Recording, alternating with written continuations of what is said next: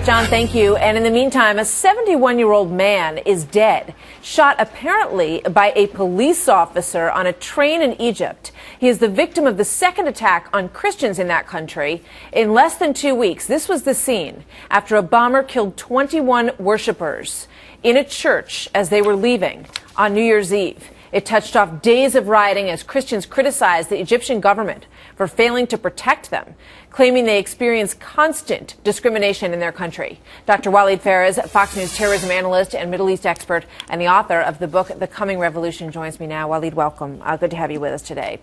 Thank you, Marta. Describe what's going on in Egypt. It's tough for so many of us to understand, and any intervention from the outside world, from the Pope, for example, seems to have been met with a lot of opposition by the Egyptian government. Well, of course, what is very important to understand for the public is who are these Christians, who are these Coptic communities in Egypt. They're not regular convert to Christianity. They are the descendants of the actual native population of Egypt, the Indians of the Middle East. There are about 15 million in Egypt alone, and that would be 3 times the size of the Palestinian population, or 3 times the size of the Jewish population of Israel.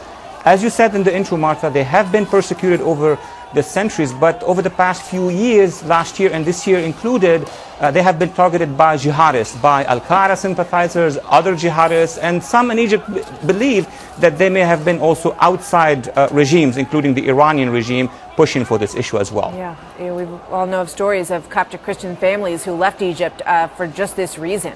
But it begs the question, who will defend these Christians? Will the Egyptian government defend them? Will other governments, will our own speak out against this violence?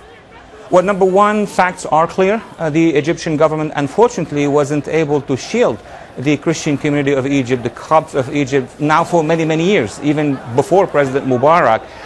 They weren't even able to protect the Egyptian Muslims themselves. Al-Qaeda and or the jihadists have been targeting them. Now, it is very important that the international community, led by the United States, will put pressure on the Egyptian government to change its strategies, to work with the Copts themselves to protect them. But there are people inside Egypt who have been critical of any position from the outside because they're concerned that this will open the path for democratization in Egypt. Yeah, and the Egyptian government recalled their ambassador to the Vatican based on, just some fairly mild, it would seem, statements by Pope Benedict saying that, somebody needed to defend the Christians in Egypt. What is, the Obama administration's reaction to all of this? Have we gotten any response from them? Well, let's remember that President Obama himself addressed the Egyptian people in Cairo, the famous speech in which he even mentioned the Copts for the first time, but he did not mention, on the other hand, who are the perpetrators, the jihadists. That is still something that the U.S. government has to address.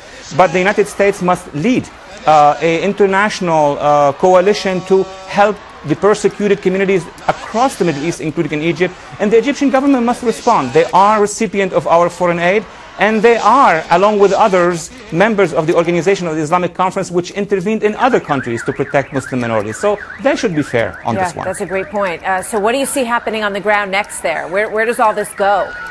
It is very, very sad to project that because the Egyptian government is not able to stop these jihadi attacks against the Copts, we may see more in different shapes and forms, not necessarily attacks against Christians. As we saw now, this incident, the killing of the older man in Upper Egypt, is just an example that the jihadists are omnipresent across the country in Egypt. It's a situation we're going to have to watch very closely. Walid Phares, thank you so much. Good to talk to you as always. Thank you.